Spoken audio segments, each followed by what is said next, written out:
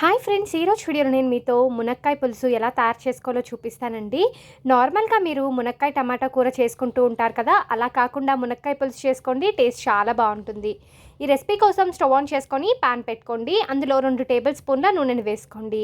నూనె వేడెక్కిన తర్వాత 1/2 టేబుల్ స్పూన్ మెంతులు వేసుకోండి. పులుసులోకి మెంతులు వేసుకుంటే చాలా రుచిగా ఉంటుంది. ఇప్పుడు ఇందులో ఆవాలు, జీలకర్రని కూడా వేసుకొని ఫ్రై చేసుకోండి. ఇవి వేగిన తర్వాత ఒక ఉల్లిపాయని ముక్కలుగా కట్ చేసుకొని వేసుకోవాలి. ఉల్లిపాయ ముక్కలు మరీ ఎక్కువగా ఫ్రై అవ్వాల్సిన అవసరం లేదండి, కొద్దిగా వేగితే సరిపోతుంది. ఇలా ఉల్లిపాయ ముక్కలు వేగుతున్నప్పుడే కచ్చా పచ్చాగా దంచి పెట్టుకున్న 3 నుంచి 4 వెల్లుల్లి రెబ్బల్ని కూడా వేసుకొని ఫ్రై చేసుకోండి. ఇవి వేగిన తర్వాత ఒక 2 టమాటాలని ముక్కలుగా కట్ చేసుకొని వేసుకోండి. నేను ఇక్కడ మీడియం సైజ్ టమాటాలను తీసుకున్నానండి. ఒకవేళ పెద్ద టమాటో అయితే ఒకటి తీసుకోండి, సరిపోతుంది. ఇప్పుడు ఇందులో నీట్గా శుభ్రం చేసి పెట్టుకున్న మునక్కాడ ముక్కల్ని యాడ్ చేసుకొని ఒకసారి బాగా మిక్స్ చేసుకుంటూ ఫ్రై చేసుకోండి. ఇలా వీటన్నిటిని ఒకసారి బాగా మిక్స్ చేసుకున్న తర్వాత 1/2 టేబుల్ స్పూన్ పసుపుని వేసుకోండి. అలాగే రుచికి సరిపడినంత ఉప్పుని కూడా వేసుకొని ఒకసారి బాగా కలుపుకోవాలి. వేడివేడి అన్నంలో ఈ మునక్కాయ పులుసు చాలా టేస్టీగా ఉంటుందండి, తప్పకుండా ట్రై చేయండి. ఇలా కలుపుకున్న తర్వాత మూత పెట్టేసి ఒక 5-6 నిమిషాల పాటు ఉడికించుకోండి.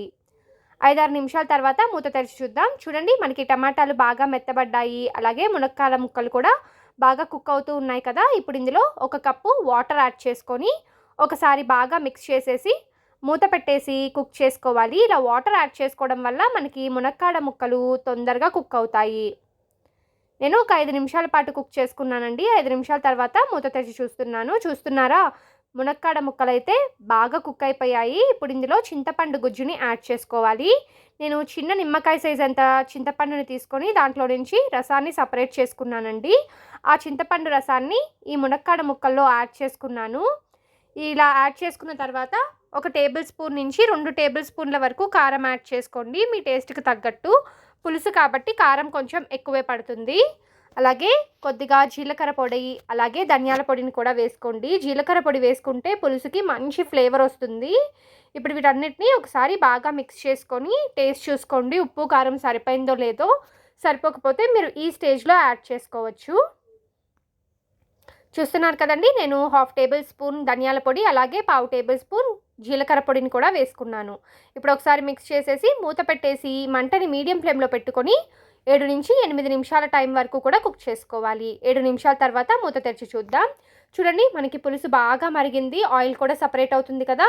ఫైనల్గా ఇందులో కొత్తిమీర తరుగుని యాడ్ చేసుకొని సర్వ్ చేసుకోండి. అంతే అండి, ఎంతో రుచికరంగా ఉండే మునక్కాడ పులుసు రెడీ.